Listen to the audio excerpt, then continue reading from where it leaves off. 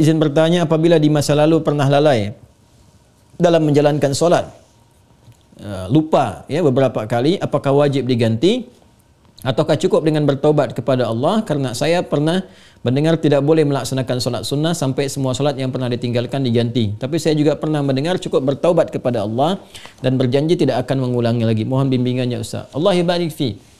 Baik.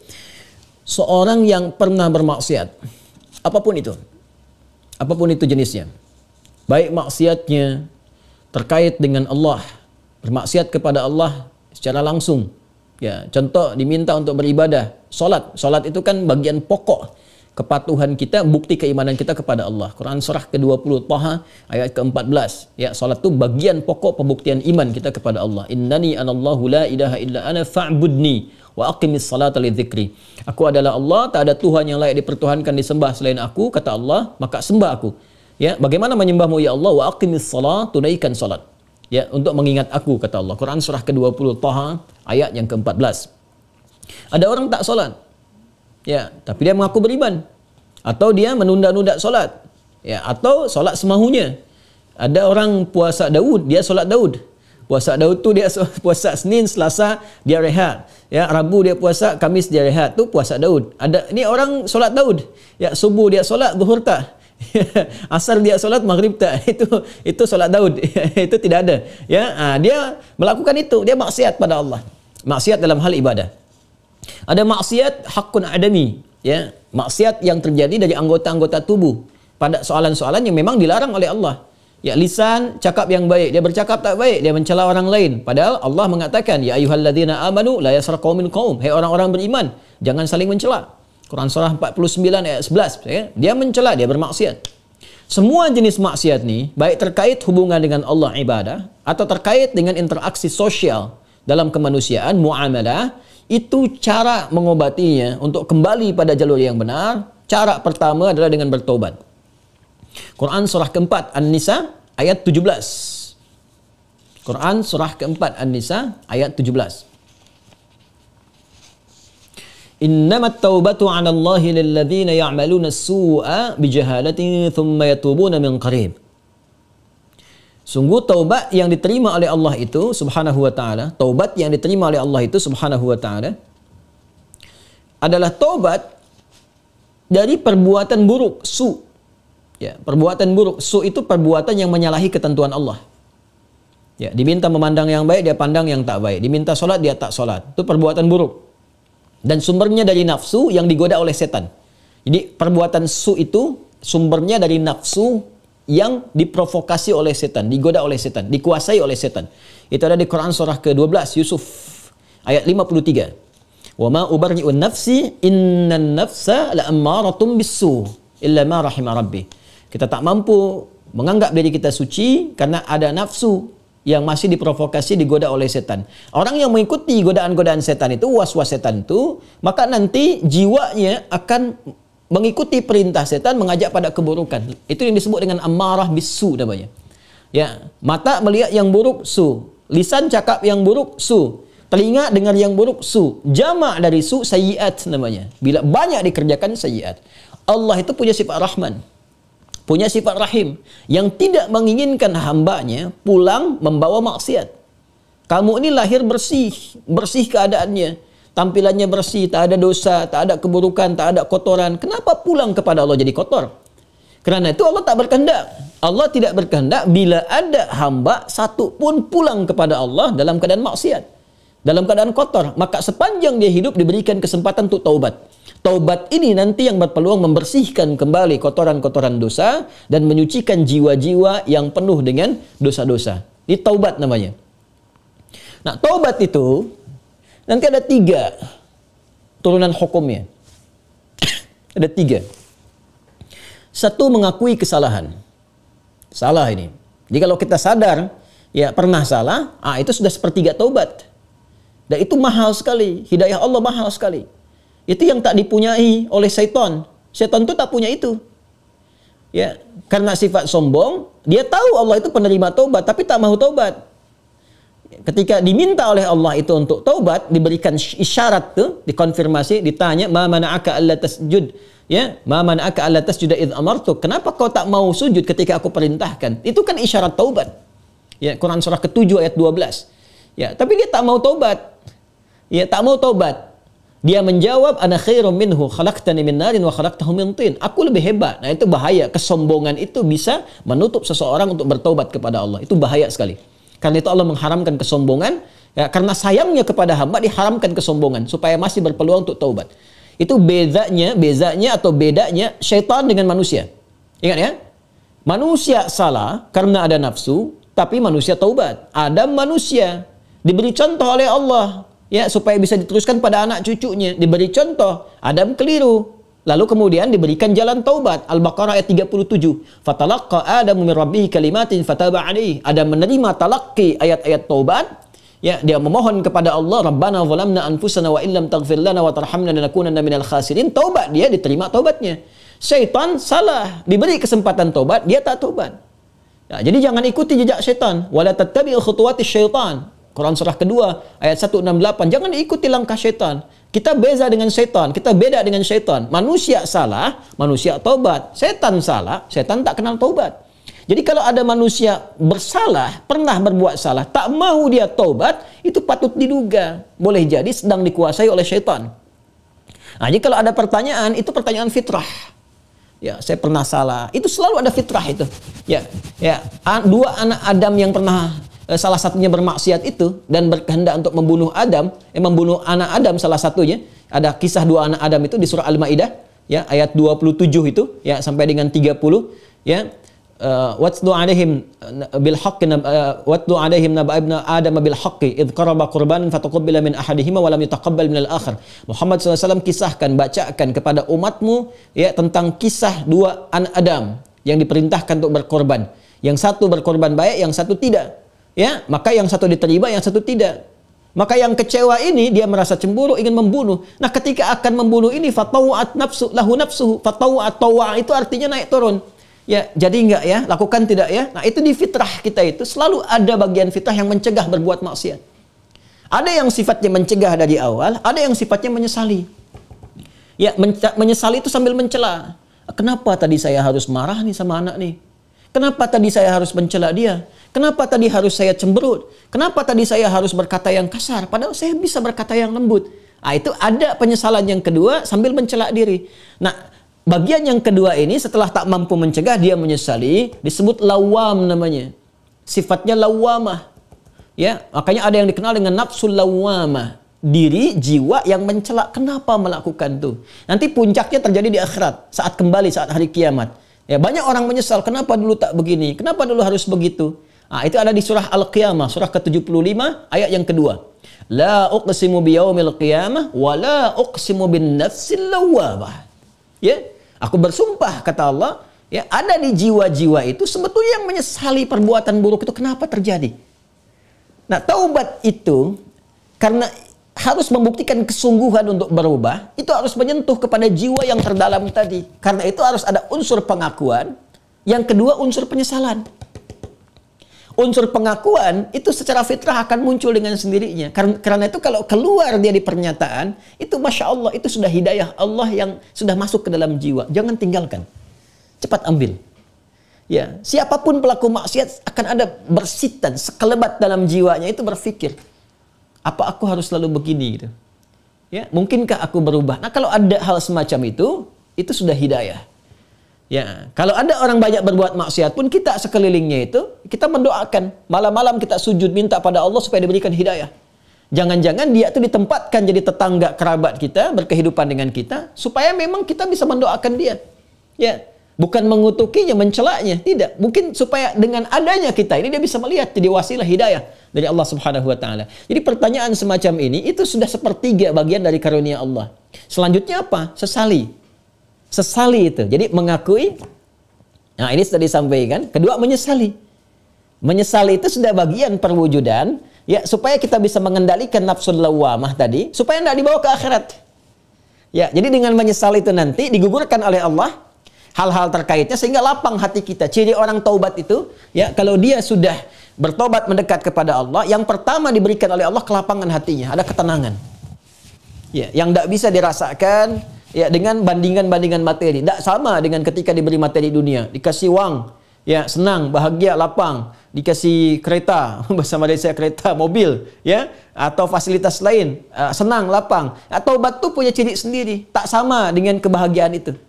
Ya, dia ada menghunjam ke kedalaman hati itu, ada ketenangan, ya ada kelapangan. Jadi begitu kita sujud, ya kan? Kemudian kita minta ampun, mengakui, menyesali, air mata keluar, getaran itu yang menggerakkan jiwa. Nah, itu sudah menyentuh kepada hati. Ya. Jadi ulama dahulu mengajarkan taubat itu sampai hatinya tersentuh. Ya, bukan taubat yang di lisan saja, saya taubat ya Allah, taubat ya Allah. Ya, taubat itu mesti mampu melapangkan hati, jiwanya mesti tersentuh. Keadaan hati yang lapang, yang tersentuh sehingga menjadikan cawan hatinya terbuka, siap menerima perubahan, itu disebut nasuha namanya.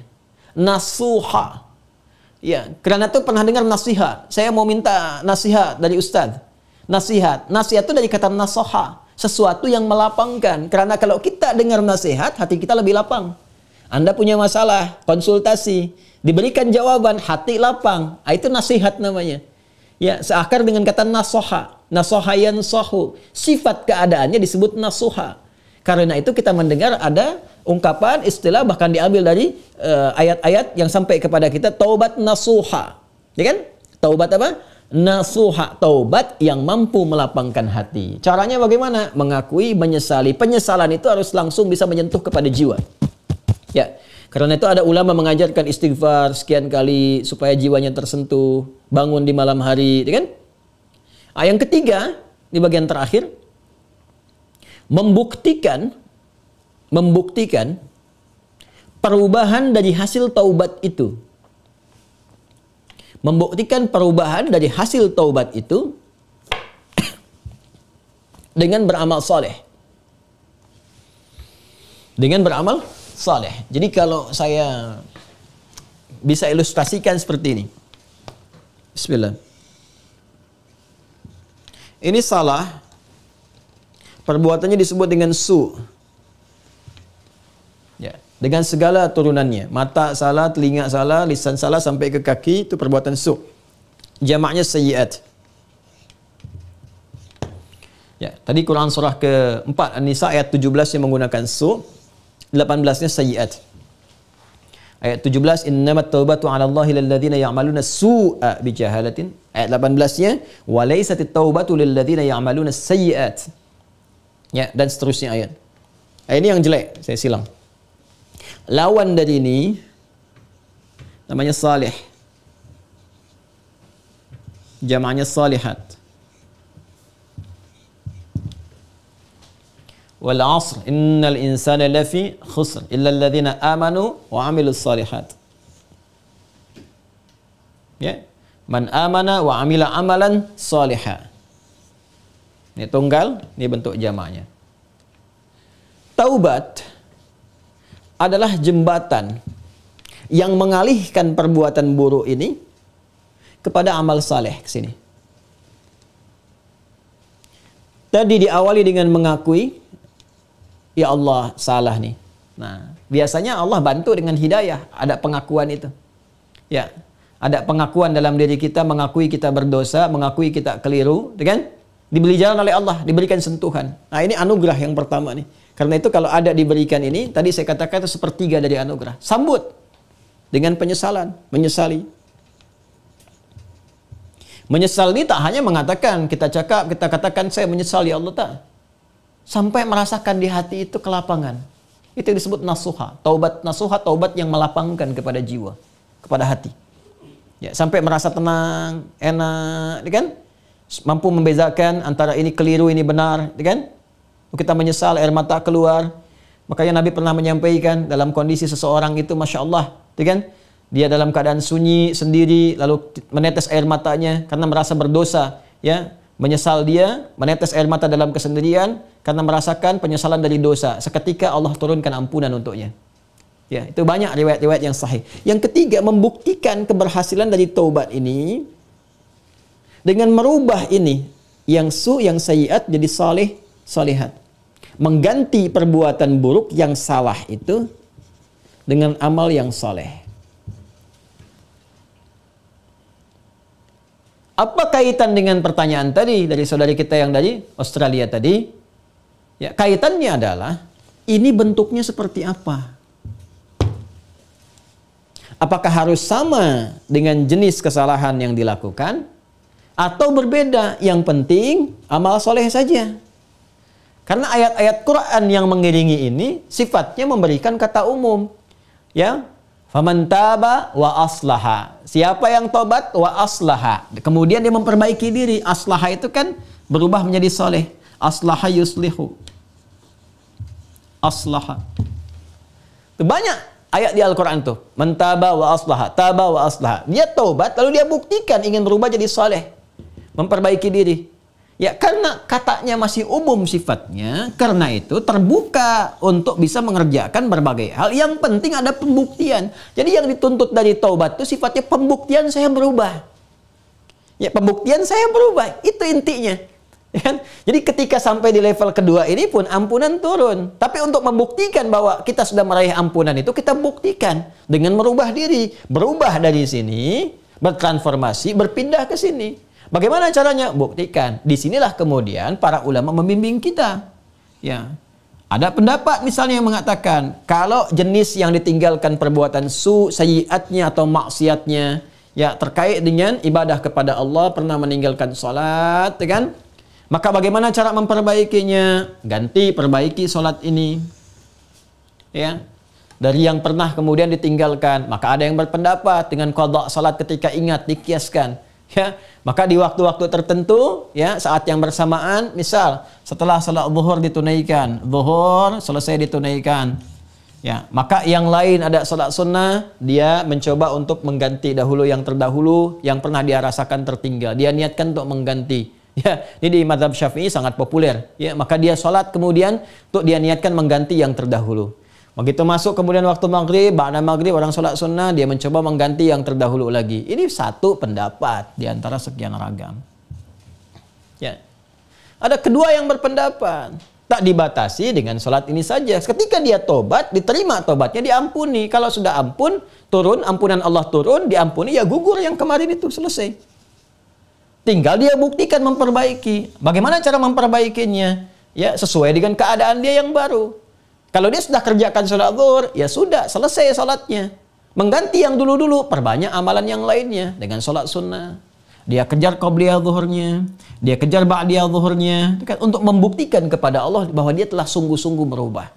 Ya, ini hanya ragam saja bagaimana kita kemudian bisa memilih di antara ini, dan semua punya jalurnya yang dapat dipertanggungjawabkan secara syariat. Ya, jadi dipersilahkan, Anda nyamannya mau yang mana yang dikerjakan, tapi hanya ingin menunjukkan ini ada perubahan dalam diri kita. Jadi boleh Anda perbanyak amalan-amalan sunnah, ya, ada yang berpendapat ambil karena umum sifatnya, tidak ada spesifik menekankan kepada Anda ya harus mengganti yang terdahulu misalnya dengan kerjakan yang fardu lagi, nggak ada yang spesifik begitu. Karena itu tafsirannya luas. Ya, kaidah berkata sepanjang umum tidak ada takhsis, maka jangan ditaksis. Jangan dikhususkan pada amalan tertentu. Jadi ambil yang paling ringan. Ya, kalau misalnya Anda ingin coba ganti dengan mengganti menggunakan yang sunnah, silahkan, babnya luas. Perbanyak ibadah sunnahnya, bangun malam tahajud, buktikan dalam kebaikan dan seterusnya. Dan semoga dengan itu Allah Subhanahu wa taala ya memberikan ampunan kepada kita sampai kita kembali kepada Allah dalam kebaikan. Ini babnya. Ini babnya. Jadi prinsipnya sebetulnya bukan persoalan apakah ganti menggunakan fardunya lagi atau cukupkan dengan yang sunnah saja. Bukan itu persoalannya. Persoalannya sejatinya adalah bagaimana kita membuktikan kepada Allah kita berubah. Dan babnya luas. Ya. Jadi kalau Anda kemudian ingin memperbanyak yang sunnah, silahkan. Perbanyak sunnahnya, tunjukkan merubah. Sedangkan yang kemarin sudah kita mohonkan kepada Allah, minta diampuni, terampuni. Ya, Allah berikan kepada kita diampuni dan seterusnya.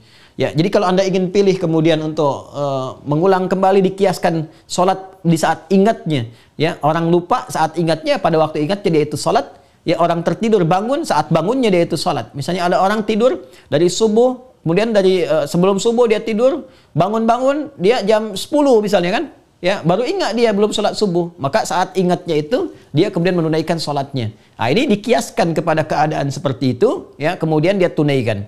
Adapun orang-orang yang kemudian dia ingin memilih, saya ingin perbanyak yang sunnahnya saja, tak ada masalah, ya, tak ada masalah, ya, jadi silahkan perbanyak sholat sunnahnya dan tidak ada satupun dalil yang spesifik mengatakan dilarang menunaikan sholat sunnah sebelum yang fardunya tercukupi dahulu. Kita pun tak tahu berapa fardu yang sudah tertinggal. Bagaimana mencukupinya?